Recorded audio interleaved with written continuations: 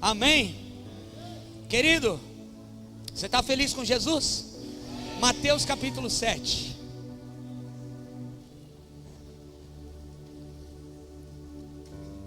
Glória a Deus. Hoje pela manhã nós tivemos um culto poderoso.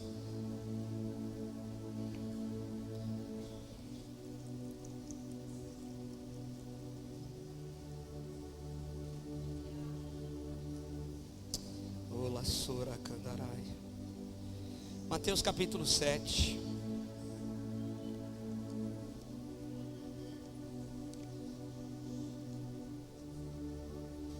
A partir do verso 1, Jesus dizendo: não julgueis, para que não sejais julgados, pois com o juízo com que julgardes, sereis julgados, e com a medida com que tiverdes medido, vos medirão a vós. Por que reparas no cisco que está no olho do teu irmão, mas não percebes a trave que está no teu? Ou como dirás a teu irmão: deixa-me tirar o cisco do teu olho, estando uma trave no teu? Hipócrita, tira primeiro a trave do teu olho, e então verás claramente para tirar o cisco do olho do teu irmão. Aqui está a tua palavra poderosa. Fala conosco nessa noite, Senhor. Nós te louvamos, nós te agradecemos, nós te bendizemos, em nome de Jesus, amém. Podemos assentar, dando glória a Deus, aleluia. Irmãos, nós estamos vivendo um tempo muito precioso na presença de Deus. Deus tem jogado um colírio nos nossos olhos. Deus tem aberto os nossos olhos para algumas coisas como igreja. Nós temos entendido algumas coisas do Senhor e que aquilo que o Senhor quer fazer no nosso meio. E como igreja é muito importante, como igreja local, nós sabemos exatamente qual é a nossa função, o que nós devemos fazer, qual é a nossa função no corpo. A cada culto, a cada palavra, Deus vai te revelar qual é a sua função no corpo, o que você deve fazer. Se você é um intercessor nato, se você é alguém que vai trabalhar no diaconato, aliás, o diaconato está cada dia mais bonito, aleluia. Tem gente nova entrando aí, a intercessão também, aleluia. Eu queria aplaudir o Senhor Jesus por isso. Isso é a igreja, irmão, é a igreja em movimento, é a igreja entendendo o seu papel, é a igreja triunfante do Senhor. Essa é a igreja que a gente faz parte, é a igreja triunfante. E dentro de tudo que nós temos ouvido da parte de Deus, irmãos, nós como igreja também temos entendido que muitos cultos nós vamos sair daqui pulando, saltando e dizendo glória a Deus, que Deus falou comigo que eu vou prosperar, que Deus falou comigo que eu estou curado, que Deus falou comigo que eu vou vencer. E Deus fala isso faz parte do Evangelho, isso é uma verdade para as nossas vidas. Mas mais do que isso, querido, nós estamos recebendo a promessa e recebendo uma palavra de vitória da parte de Deus. Deus quer nos preparar para aquilo que nós estamos prestes a receber dele. Deus quer nos preparar. Então Deus está mandando algumas palavras de correção de rota, trazendo a gente para a rota que Ele quer. E para que Ele traga as nossas vidas para a rota que Ele deseja, querido, nós precisamos ouvir a palavra. E a palavra ela vem firme. E diante da palavra de Deus, duas coisas acontecem. Ou quem está ouvindo a palavra pega a bolsinha e ó, vai embora, fala: dura esse discurso, sobre isso eu ouvirei mais tarde. Ou a pessoa fala assim: é para mim, eu preciso me consertar, eu preciso me alinhar com Deus, é verdade, eu preciso corrigir a minha rota, eu estou errado, eu me arrependo. Aí, irmão, o céu se abre. E Deus começa e continua fazendo tudo aquilo que Ele deseja fazer na nossa vida. Jesus estava aqui no Sermão da Montanha, no famoso Sermão das Bem-aventuranças. Desde o capítulo 5 de Mateus até o capítulo 7, Jesus está ali dando instruções para aquele povo. E Ele fala de muitas coisas a partir do capítulo 5. Depois você pode ler na sua casa. Ele fala que a gente é sal, que a gente é luz do mundo. Ele fala a respeito do homicídio. a respeito do cumprimento das leis, ele fala a respeito do adultério, ele fala a respeito do divórcio, a respeito dos juramentos, ele fala a respeito do olho por olho e dente por dente, ele fala sobre amar os inimigos, ele fala sobre praticar a justiça. Jesus vem dando uma lição, irmão. Ele não tinha muito tempo, a multidão estava ali, o sermão do monte. Tem gente hoje, irmão, que cobra para pregar, né? Quanto valeria um sermão do monte? Não tem preço, irmão. Jesus vem falando sobre a oração, sobre o jejum, sobre os tesouros do céu, sobre a luz e trevas, sobre os dois senhores que às vezes se instalam no nosso coração, sobre a oração modelo do Pai Nosso, sobre não andar ansiosos. Jesus vem dando uma aula, irmão. Oh, coisa linda.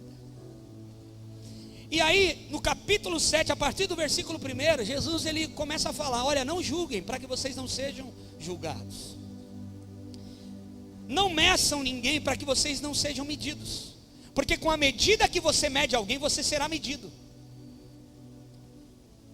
E isso, irmãos, em nome de Jesus, se nós sairmos daqui dessa noite entendendo exatamente o que o Senhor quer de nós, nós vamos ver aquilo que nós não estamos vendo.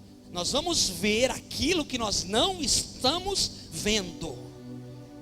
Nós vamos ver acontecer na nossa vida o que ainda nós não vimos, em o nome de Jesus. Medir alguém. Eu tenho uma medida para Deus. Preste muita atenção nisso. Eu preciso de toda a tua atenção. Quando Deus te fez, irmãos, Deus te deu uma medida. Você é muito especial para Deus. Você é alguém muito especial para o Senhor. Olha para o teu irmão e fala isso para ele: você é muito especial para o Senhor. Muito, mas muito mesmo. Não importa a situação que você esteja vivendo e passando, você é muito especial para Deus. Deus te fez alguém único, muito especial para Ele. Agora, por que Jesus está dizendo não meça ninguém? Porque com a medida que você medir, você será medido. Porque quando eu meço a vida de alguém, eu estou anulando a medida de Deus. E eu estou agora colocando a medida conforme as minhas regras, conforme a minha noção, conforme a minha experiência de vida. Quando eu estou medindo alguém, eu estou anulando tudo que Deus fala sobre a respeito daquela pessoa, tudo que Deus tem a respeito daquela pessoa, toda a credibilidade que aquela pessoa tem. Eu estou anulando tudo aquilo e eu estou agora medindo a minha medida, conforme o meu olhar, conforme as regras do meu coração. Medida significa no original metron, extensão determinada. Eu determino uma extensão para aquela pessoa. Aquele ali não chega longe não. Aquela ali, eu conheço a vida dela, ela já fez isso, já fez aquilo ali, não vai dar muito certo não. Eu meço aquela pessoa, eu anulo a medida de Deus. Quem está entendendo, diga aleluia. Você precisa entender esse início de pregação, irmãos. No versículo 2, ele fala: não meça, porque você será medido. Medirão você. Medida, medido e medirão. São três palavras diferentes. No português é quase a mesma coisa, mas no original é totalmente diferente. Medida, que é metron, é extensão determinada. Ser medido, métreo, julgar de acordo com uma regra ou norma. Quando eu meço alguém, eu estou julgando de acordo a uma regra ou uma norma. E me medirão também, vos medirão também, medirão antimétrio, que significa devolver a medida como pagamento. Isso é muito sério. Por que Jesus está alertando, dizendo assim: não julguem para não serem julgados. Não meçam ninguém para que vocês não sejam medidos, porque com a mesma medida que você medir, vos medirão também. Ou seja, você vai receber uma recompensa do pagamento da medição que você fez. Por que, queridos? Preste atenção. Porque muitos pais às vezes sofrem com os filhos, porque um dia mediu o filho de alguém, e aí o antimétrio foi devolvido a medida como pagamento. Porque existem algumas pessoas que estão passando por circunstâncias na vida ou na família, porque sempre mediram as pessoas, porque sempre mediram a vida das pessoas, e agora o pagamento vem. Isso é uma lei espiritual. Com a medida que você medir, você será medido. Jesus está dizendo aqui: não julguem para não serem julgados, não meçam para não serem medidos, porque da mesma forma que você pesa na vida de alguém, quando alguém erra, quando alguém faz algo de errado, vão pesar na sua também. O teu dia vai chegar. Jesus está dizendo isso, querido. Algo tem uma medida, mas eu julgo conforme as minhas regras. E Jesus segue dizendo: por que você repara no cisco do teu irmão, mas não tira a trave que está no teu? Em outras traduções, por que você repara no cisco que está no olho do seu irmão, mas não tira a viga que está no seu olho? Jesus está dizendo, irmão, que quando eu me coloco numa posição de medir alguém, eu já sou o mais errado, não importa o que a pessoa tenha feito. Jesus está dizendo que a hora que eu reparo no cisco do meu irmão, já tem uma trave no meu olho. Já existe uma trave. Lá existe um cisco, aqui existe uma trave, porque eu me coloquei numa posição de julgar, eu me coloquei numa posição de falar mal de alguém, eu me coloquei numa posição de medir a vida de alguém, a vida de alguém que Deus tem uma promessa, a vida de alguém que Deus tem palavras de bênção. Eu não fui chamado para reparar no cisco, eu fui chamado para ajudar o meu irmão a tirar o cisco do olho dele. A diferença está aqui, querido. A diferença está toda aqui. Aquilo que você denigre, você nunca terá. Essa palavra saiu de uma conversa no almoço. Estava eu, o Ivan, o Vitão, a Monique falou algo que ela ouviu lá no seminário na MCM. O que a gente denigre, a gente nunca vai ter. Você que está acostumado de falar piada de português, deixa eu dizer uma coisa para você: você nunca vai para Portugal. Porque aquilo que a gente denigre, a gente nunca terá. Aquilo que você denigre, você não vai ter, Deus não te dá. E o contrário é verdadeiro: aquilo que você reconhece, certamente você vai receber daquilo. Aleluia! Você que denigre o país, tem gente que no meio da crise fala assim: eu queria mudar, eu queria morar lá nos Estados Unidos. Vai morar nos Estados Unidos, vai. Você é brasileiro, irmão. Deixa eu dizer uma coisa: Deus tem uma história com você nesse lugar, e você foi levantado nesse lugar como uma voz intercessória para que Deus mude a história da nossa nação. E você vai correr? Você vai pegar a tua família e vai embora? Porque você está pensando na sua família, mas é um pensamento egoísta, porque como brasileiro, eu não posso pensar em sair daqui. Você pode até morar em outro país, por outras circunstâncias, não porque aqui vai tudo mal, não porque as coisas estão difíceis, existe muita corrupção. Não, nós somos igreja, igreja do Senhor. E só existe alguém que pode mudar essa nação. É a igreja do Senhor através da sua intercessão. É a igreja do Senhor através da sua intercessão. Deus muda nações por conta de uma intercessão, meu irmão. Quando eu denigro o meu país, quando eu coloco palavras para denegrir o meu país, quando numa roda de conversa eu denigro o meu país, irmão, eu não vou receber dessa terra, eu não vou prosperar. E aí tem gente que não sabe por que no trabalho as coisas não vão bem. Porque você trabalha muito bem, mas quando você senta na roda dos escarnecedores, quando você está no meio da sua casa, você fala mal do país, você fala mal da cidade onde você mora, você fala mal de todo mundo, você fala mal da igreja, você fala mal do pastor, você fala mal do irmão. Daquilo que eu denigro, eu não vou receber. Quantas vezes nós denegrimos a cidade onde nós moramos? Ah, Bertioga está cheia de buraco, Bertioga não tem jeito não, São Sebastião só dá enchente, misericórdia. Irmão, a gente não recebe daquilo que a gente denigre. Por quê? Porque você foi chamado para abençoar. Querido, você foi chamado para abençoar até aquilo que foi amaldiçoado. Você tem poder para abençoar aquilo que foi amaldiçoado. Há uma autoridade nas nossas vidas e nós precisamos tomar posse disso. Há uma unção de Deus sobre nós. Há uma unção de Deus quando nós declaramos. Irmão, você pensa que é chavão, é para deixar o culto mais aceso? Quando a gente fala assim, repita comigo. Ou quando a gente fala assim, diz para o teu irmão. Querido, o mundo espiritual, nesse mundo terreno, vale o que está escrito. No mundo espiritual vale o que se declara. Aprenda isso. Declare a benção. O marido está complicado lá. O maridão está complicado. Está fazendo coisa errada. Quando ele chega na sua casa, ele deixa o chinelo na porta e você fala assim, esse chinelo todo sujo, tira esse chinelo daí. Em vez de você falar isso, você fala assim, eu te abençoo, meu marido.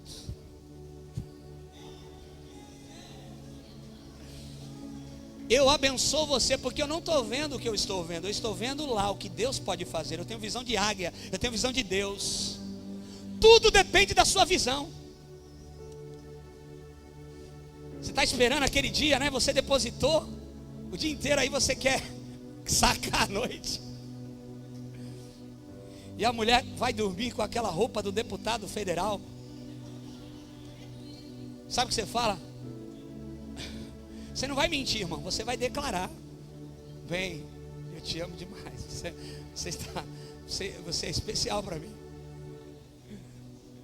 Porque você não está vendo aquilo, você vai ver aquilo que Deus pode fazer, irmão. Aleluia! Declara, irmão. Quando aquele profeta estava, a Bíblia diz que o Espírito levou o profeta num vale de ossos secos. E o profeta estava olhando agora, estava tudo seco. E o que o Espírito disse para o profeta? O que vê? Aí ele falou, eu vejo um vale de ossos secos. Aí o que o Senhor fala para ele? Profetiza. Declara. Você está vendo o que? Osso seco. Mas declara vida aonde há morte. Aleluia. Declare vida aonde há morte. Declare bênção aonde você não está enxergando. Declare o melhor de Deus aonde ainda nada aconteceu. Porque você certamente colherá daquilo que você reconhece em nome de Jesus. Aleluia. Você que denigre, irmão, o irmão da igreja. Deixa eu dizer uma coisa. Existe um discurso na boca dos desigrejados. Sabe quem é os desigrejados, irmão? Os que não permanecem, porque não conseguem se submeter a uma autoridade espiritual. Todo mundo está errado, a igreja está tudo errado, o irmão está errado, o pastor está errado, mas ele não está errado. E aí ele decide sair da igreja. E aí ele tem duas opções. Ou ele entende, e aí eu desafio qualquer teólogo a me provar o contrário, que todos nós que somos cristãos temos que viver em comunidade, irmão. Eu quero que alguém me diga que existe uma possibilidade de alguém conseguir ser um cristão genuíno, verdadeiro, sem estar na comunhão dos irmãos. Eu só queria um. Eu queria que alguém me trouxesse um que saiu da igreja por alguma situação. Eu não estou dizendo se estava certo ou estava errado, mas saiu, não permaneceu. Não estou falando dessa igreja, saiu da igreja e aí foi para o mundo. Ou lá não faz nada de errado, ainda continua dizendo que é evangélico, continua dizendo que é cristão, continua dizendo que serve a Jesus, que ama a Jesus, mas não está na comunhão. Eu só queria um que está bem. Não precisa dois, eu quero um só que está bem. Que fala assim, não, eu estou bem, eu vivo bem, está tudo bem na minha vida. Por quê? Porque isso não é bíblico. Todos que se convertiam, Atos capítulo 2, andavam juntos, unânimes no partir do pão e na comunhão no templo. Aqui é a igreja não por causa das paredes. Aqui é a igreja porque é a igreja, você e eu estamos reunidos nesse lugar. Se a gente for lá para o meio da Rio Santos agora, lá é a igreja. Se a gente se reunisse agora debaixo de uma cabana, todo domingo, lá é a igreja, irmão. Porque eu estou lá, eu sou a igreja.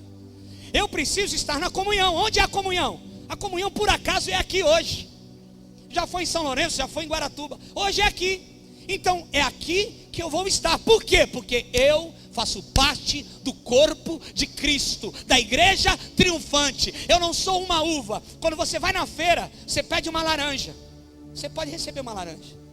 Você vai na feira, você pede uma maçã. Você recebe uma maçã. Mas se você pedir uma uva, o que você vai receber? É um caixa, irmão. Quando tu com o teu irmão fala assim, você é um caixa, você faz parte do caixa, irmão. Você faz parte da comunidade, aleluia. E aí, irmão, o desigrejado ele tem duas opções. Ou ele se arrepende e volta para a comunhão, seja na igreja que ele estava ou em outra igreja. Isso não importa, porque a igreja de Jesus é uma só. Ou ele volta para a comunhão, ou ele fica atacando a própria igreja, as próprias pessoas. Você pode ver, o camarada que não está indo em igreja nenhuma, ou ele fala, estou mal, eu preciso ir na igreja, preciso achar uma igreja. Não tem problema, pode ser qualquer uma evangélica que pregue a verdade bíblica. Ou ele vai falar assim, não, o fulano lá, não sei o quê. Não sei o quê, não vou lá não gosto do louvor, o povo grita demais. Não sei o quê. Ele sempre vai falar alguma coisa, irmão. Ele denigre, ele nunca vai ter. Ele denigre e ele nunca terá. E o problema maior é quando a pessoa começa a falar da igreja.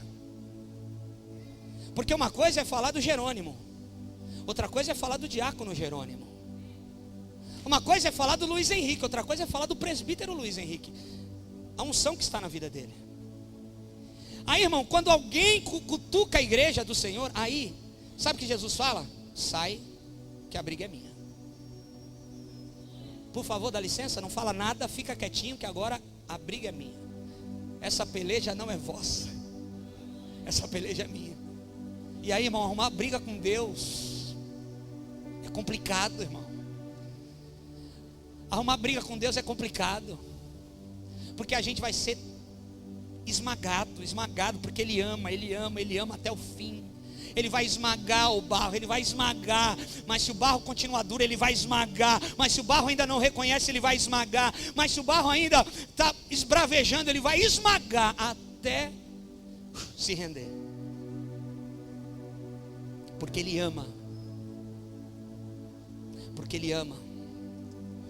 Por que repara no cisco do teu irmão e não tira a trave do teu olho? Denegrir significa escurecer alguma coisa. Denegrir significa manchar algo ou alguém. Quando eu denigro alguém, irmão, eu estou manchando a vida daquela pessoa. Quando eu estou falando mal de alguém, eu estou denegrindo, eu estou manchando, escurecendo a vida daquela pessoa que Jesus ama. Não importa o que ela fez, não importa quem ela seja.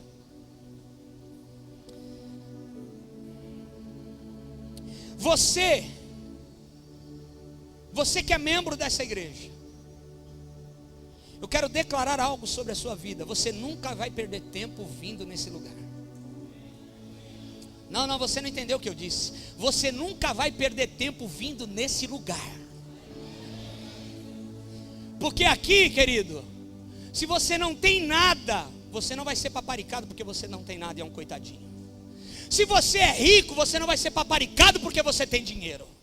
Porque nós aqui estamos procurando ser servos uns dos outros. Estamos caminhando para a cruz do Calvário. O nosso objetivo é a cruz, é a rude cruz. A cruz não tem mel, não tem enfeites. É essa cruz que nós estamos perseguindo. Aleluia.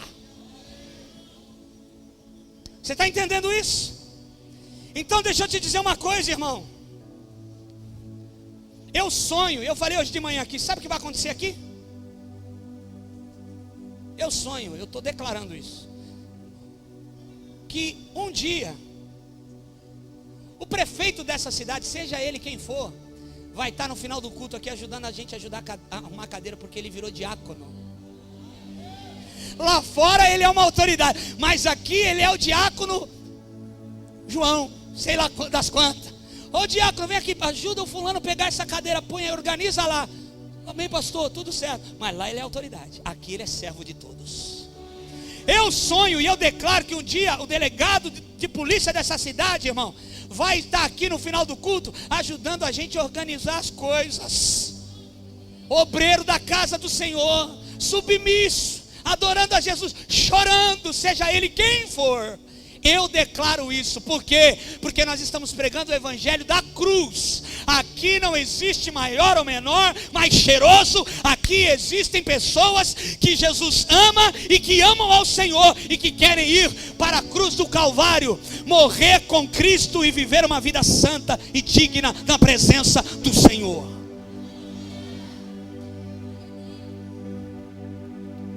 Aquilo que você reconhece, você terá.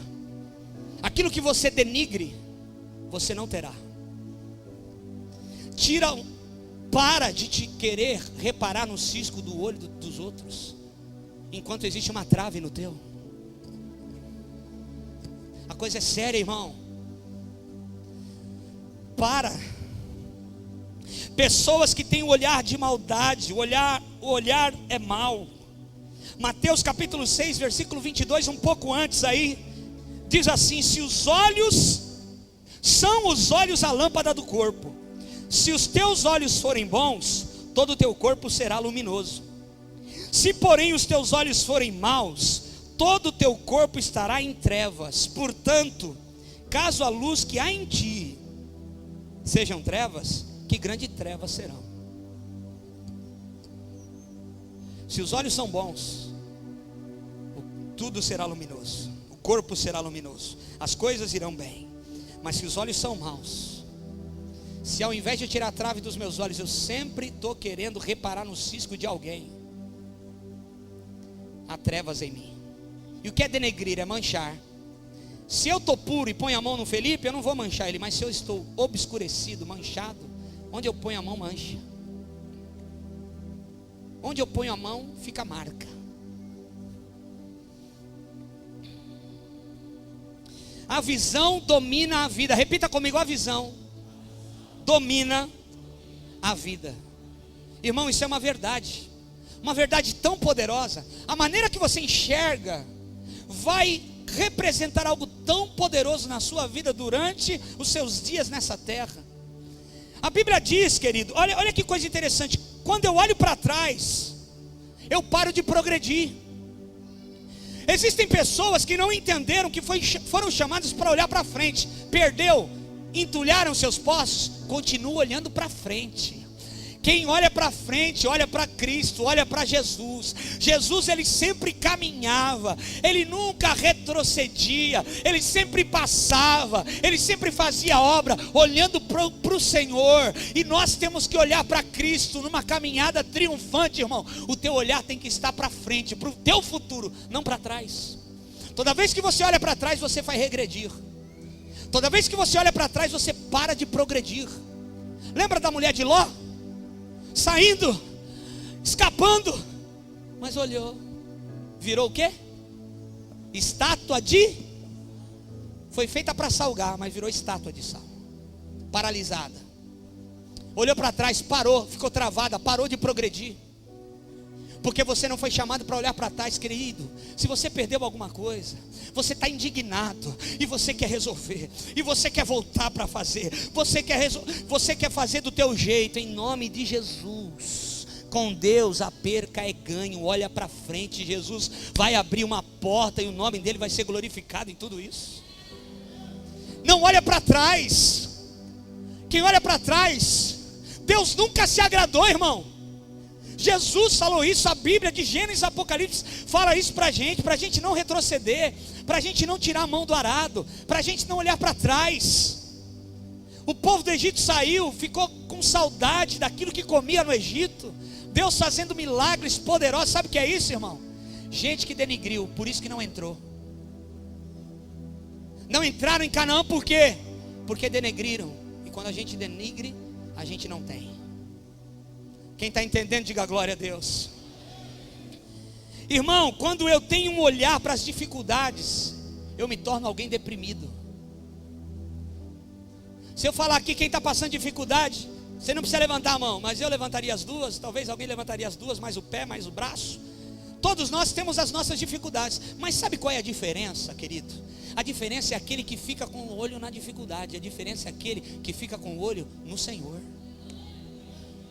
Existe uma grande diferença daquele que olha para as dificuldades e aí se deprime, agora não dá, agora esquece tudo que Deus falou que vai fazer, esquece da palavra que o pastor pregou no domingo, que Deus vai fazer, esquece de tudo porque está com seus olhos na dificuldade, e aí se torna alguém deprimido, vencido pela luta, pela dificuldade da vida. Irmão, quando Pedro estava no barco junto com os discípulos, Jesus vem como um fantasma. Falaram, é um fantasma. Jesus estava andando sobre as águas. Pedro tem a ousadia de sair do barco e caminhar também sobre as águas, como Jesus. Ele estava vivendo um milagre. Mas a Bíblia diz que quando ele olhou para a dificuldade, ele começou a afundar. Quando ele olhou para o vento, para o mar revolto, ele começou a sucumbir, ele começou a afundar. Sempre será assim na nossa vida. Você, do jeito que estiver, a hora que você parar de fitar os teus olhos em Deus e ficar olhando para a dificuldade, sabe o que vai acontecer? Você vai começar a afundar. Nós fomos chamados para ter uma ótica diferente. Eu quero declarar sobre a sua vida, irmão, que você tire essa lente que está te atrapalhando, a lente que só vê a dificuldade, a lente que só quer olhar para trás, e olhe, veja com a lente de Deus, a lente que olha para frente, a lente que vê o céu aberto, a lente que não vê a tempestade e o mar revolto, mas vê Jesus andando sobre as águas. Jesus vai trocar a tua lente. Aliás, irmão, Jesus vai fazer uma operação na gente hoje. Sabe aquele mutirão de catarata, quando tem? Já viu isso? Quando tem a mutirão de catarata, aí quem tem catarata, aquela pelinha na frente do olho, impede de ver, o olhar está embaçado. Sabe o que Jesus vai fazer aqui nessa noite, irmão? Vai te operar. Fala para o teu irmão, essa catarata vai ser, essa trave vai sair do seu olho nessa noite.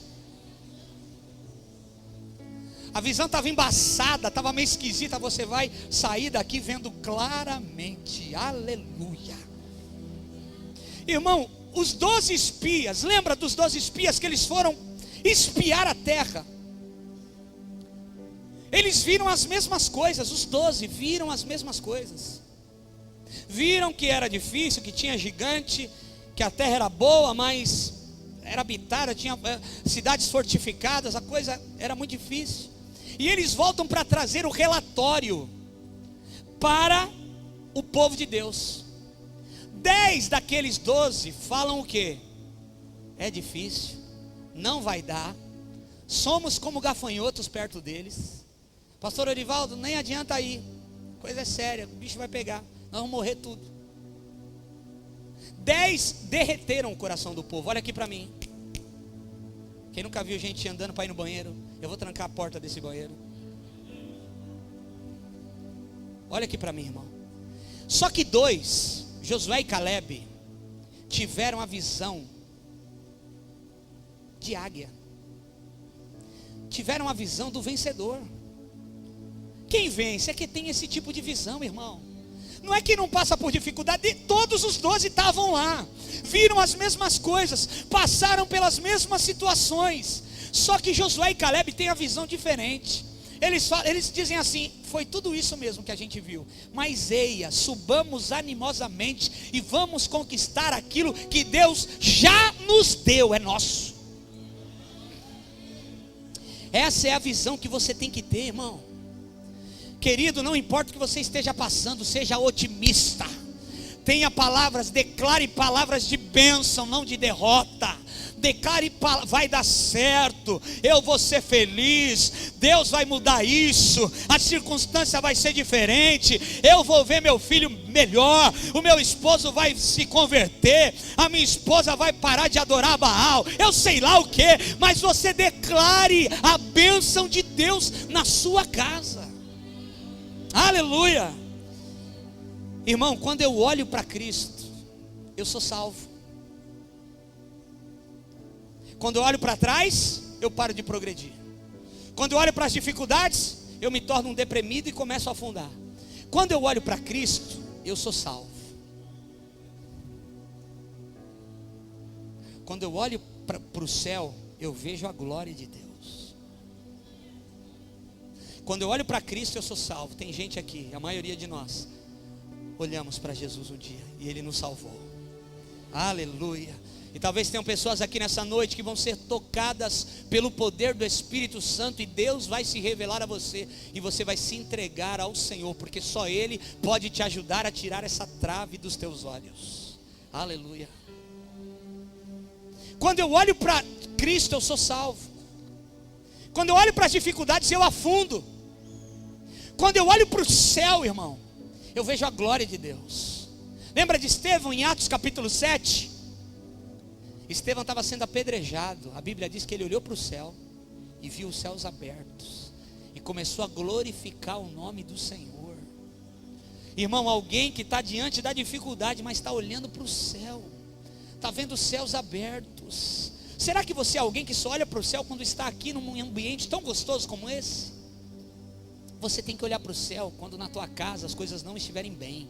Olhe para o céu, você vai ver céu aberto.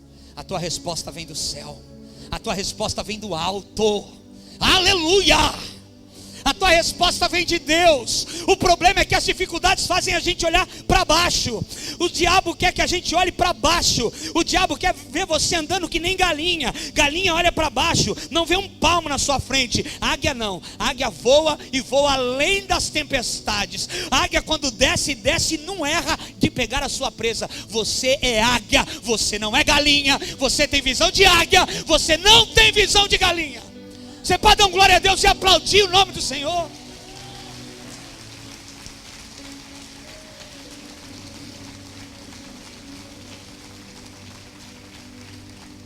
Efésios capítulo 4, versículo 18, irmão. Existe uma cegueira espiritual, às vezes até no meio do povo de Deus. A Bíblia diz: obscurecidos de entendimento, alheios à vida de Deus, por causa da ignorância que vivem e pela dureza do seu coração. A dureza do coração traz cegueira espiritual. A pessoa não consegue enxergar, ela vê o cisco no olho do outro, mas ela não enxerga a trave que está no seu. 1 João capítulo 2, versículo 11 diz assim: aquele, olha que texto tremendo, aquele porém que odeia seu irmão está nas trevas. Pastor, mas odiar o seu irmão, nunca vi isso. É, irmão, aqui a Bíblia está dizendo, ó. Aquele que odeia o seu irmão está nas trevas e anda nas trevas e não sabe para onde vai, porque as trevas lhe cegaram os olhos. Olha que coisa interessante, irmão. Quem está em trevas, quem denigre as pessoas, eu estou falando de gente que às vezes está no nosso meio, mas não para de denegrir, não para de ver o cisco no olho do outro e não repara na sua trave. Essa pessoa, a Bíblia diz que está em trevas. Ela está em trevas, ela anda em trevas, e mais, ela não sabe para onde vai. Você conhece gente que está perdidinha por aí? Gente que não sabe o que fazer. Você conhece até pessoas que se dizem cristãos, evangélicos, protestantes, que estão perdidos, não sabem para onde ir, não sabem o que fazer. Por quê, irmão? Porque tem uma trave no olho atrapalhando a visão. Existe uma trave no olho atrapalhando a visão, e a visão não é completa, a visão não está perfeita. Essa trave precisa sair, e para que ela saia, eu preciso me arrepender, eu preciso olhar para mim. Irmão, às vezes a gente faz aconselhamento com pessoas. A pessoa está vivendo um problema numa área da sua vida, a pessoa está vivendo uma situação difícil numa área da sua vida, mas ela consegue, até mesmo no aconselhamento, falar do cisco do olho do irmão. Em vez de ela ser tratada, dele se submeter, naquela área ele está passando uma situação difícil, ele ainda fala do cisco do outro. Tira a trave do teu olho, para que você possa ser usado por Deus para tirar o cisco do olho do teu irmão. Fala para o teu irmão assim: irmão, hoje é dia de tirar a trave, irmão. Você tira a sua, fala para ele: você tira a sua, eu tiro a minha, não tem jeito. Porque só assim eu vou poder ser usado por Deus. Porque só assim eu vou poder ajudar alguém, irmão. A Bíblia está dizendo isso. Só alguém, preste atenção nisso, só alguém que primeiro reconhece a grandeza das suas falhas pode ajudar alguém a tirar o cisco do olho. Só alguém que reconhece a grandeza das suas falhas primeiro vai ter condição de ajudar alguém a tirar o cisco. Irmão, você foi chamado para ser curado, ser tratado, a trave sair do teu olho, para que você, puro, vendo claramente, consiga ajudar o irmão a tirar o cisco do olho dele.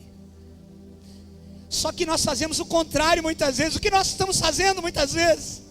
Nós estamos reparando no cisco. E eu não fui chamado para reparar, eu fui chamado para ser curado e ajudar o meu irmão a tirar o cisco do olho dele.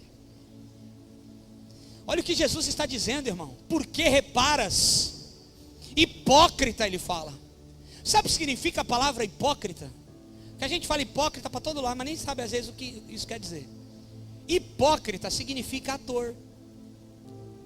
Hipócrita significa dissimulador, intérprete, alguém que representa. Isso é um hipócrita. E Jesus está falando o quê? Hipócritas, porque reparam no cisco do outro e não veem a trave. Conseguem ver o defeito de todos, mas não veem o seu próprio defeito. Hipócrita, ator. Você não é isso que você diz ser. Você não é o que as pessoas acham que você é. Eu te conheço muito bem. Eu te conheço, eu sei quem você é. Querido, chega dessa vida. Você só vai fluir. Sabe o que Deus tem para nós, irmão? Deus quer que você flua. Deus quer que você conquiste. Deus quer que você avance. Deus quer que você seja alguém feliz em todas as áreas da sua vida. Mas para isso acontecer, eu preciso tirar a trave dos meus olhos, para que tudo eu consiga enxergar da parte de Deus. Chega, irmão.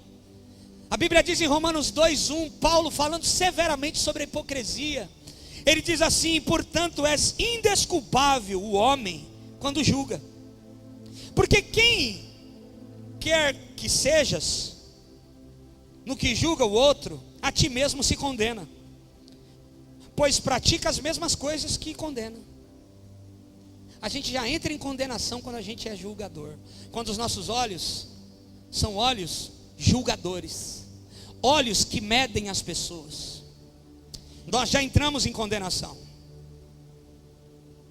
A pessoa que está nesse estado, irmão, ela não enxerga direito. É por isso que tem tanto problema. É por isso que nunca está firme com Deus. A pessoa que está com uma trave no olho, ela não consegue se firmar, porque ela não enxerga direito. Como é que com uma trave, uma viga no olho, ela vai enxergar? Ela só enxerga uma coisa, o defeito do outro, que é uma defesa. Sabe o que Deus está fazendo aqui com a gente hoje, irmão? Você veio aqui hoje para sair em crise, não para sair feliz. Você veio aqui, eu e você viemos aqui para sairmos em crise.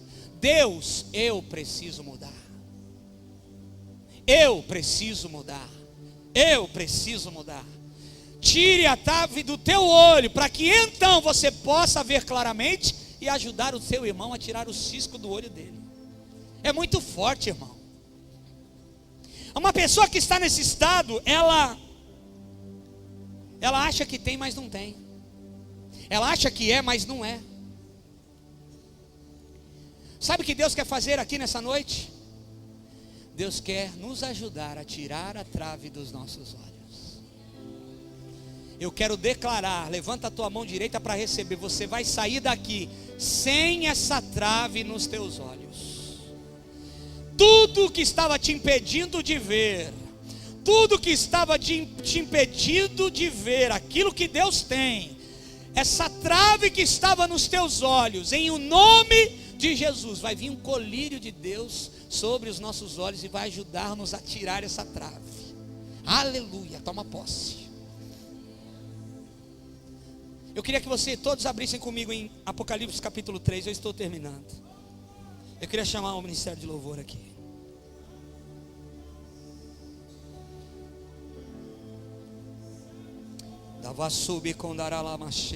Sabe o que está acontecendo aqui hoje? Cura. Sabe o que está acontecendo aqui hoje? Deus dando mais uma chance para a gente ser feliz.